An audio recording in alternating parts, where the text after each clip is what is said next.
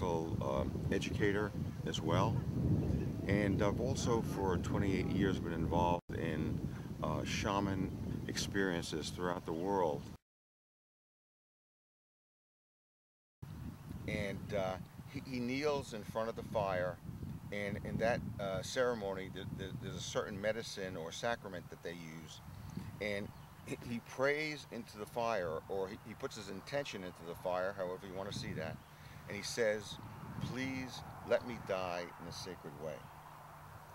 And then he takes this medicine, and he then lays down because he's not feeling well.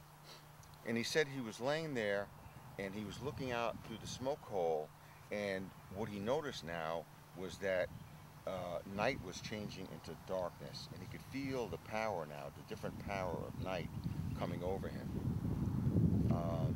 And he said, as he lay there, he kind of was drifting off because he wasn't feeling well, and he went into this altered state of consciousness.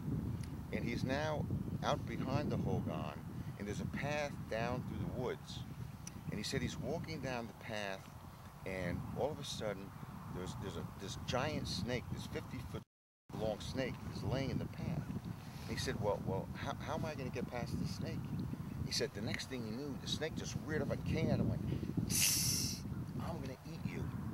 And he said he was horrified. This giant snake coming at him, with its mouth open. He said he went to get away from it. He said the next thing he knew, this big head was on his shoulder, and he said it was so heavy that he couldn't hold it up. And the snake hissed again in his ear, "I'm going to eat you." And he was terrified, and he was trying to get away. And he said as he was trying to get away, a strange thought came into his mind.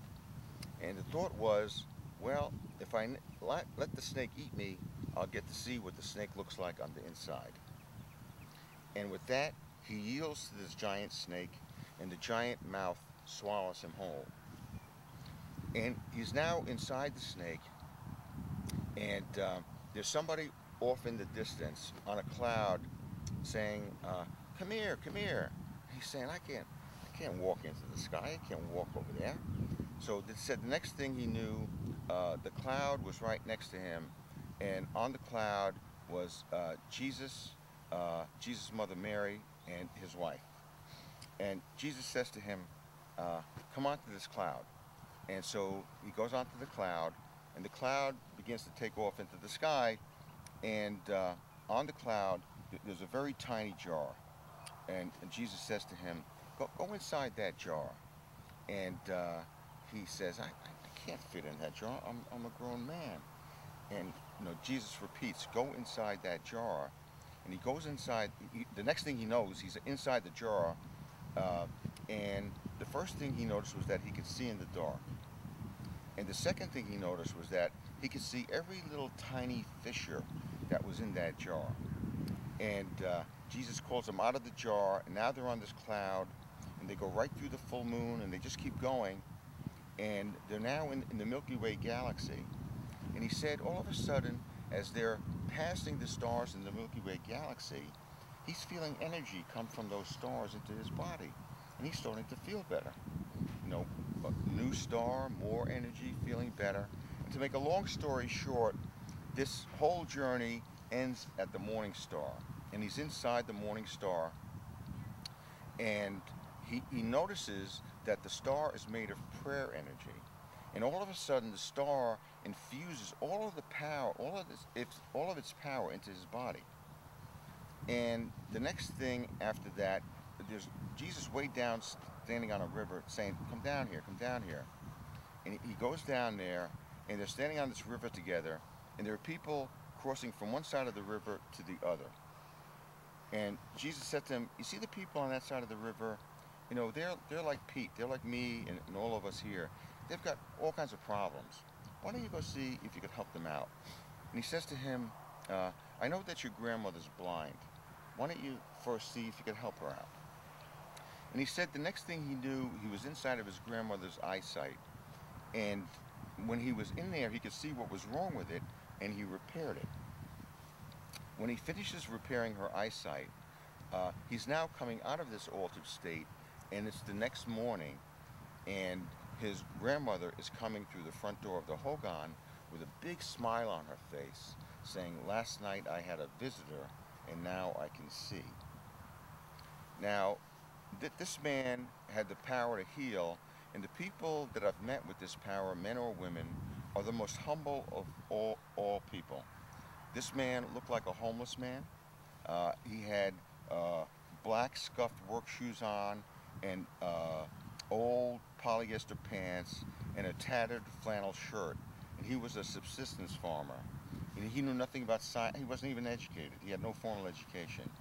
And yet he was educated in a way that most of us are not educated, because he became directly related to everything in the universe.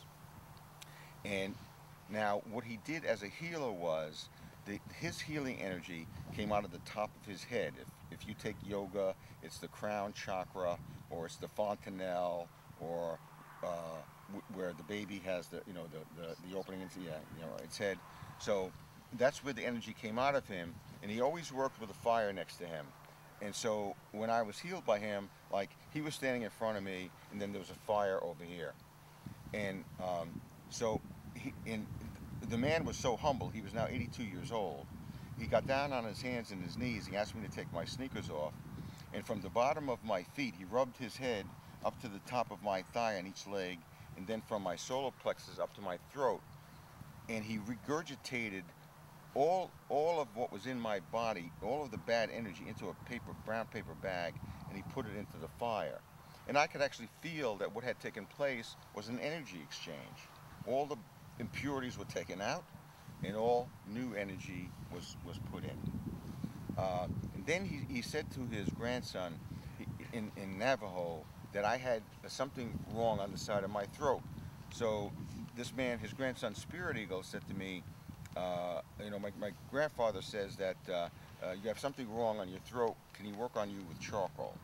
And I didn't really know what that meant, but I just trusted this kindly old man. He was such a pleasant person. I said, yeah, that's fine. So now I'm here, he's here, and the fire is there. He takes his hand and he puts it into the fire, and he takes out a red hot coal, and he puts that coal in his mouth. Okay, this is not third hand. I'm watching this man do this. Barehanded, and it's in his mouth. He comes over to me, and he blows on my neck, and I didn't feel the heat on the outside of my neck. I felt it on the inside of my throat. And I used to get very bad sore throats and tonsillitis, and that took care of that. Was the end of that. So I tell this story, first of all, to understand the power of this fire. When we make it in a sacred way, it's a living being. Everything in this universe is born from fire. And so we're going to ask this fire this evening to help us out in some way. And so we want to make it in a sacred way, so it knows that, that we love it and care for it, so that it can help us. All right, now, are there any questions that you have about that story, or any comments that anybody has about that story?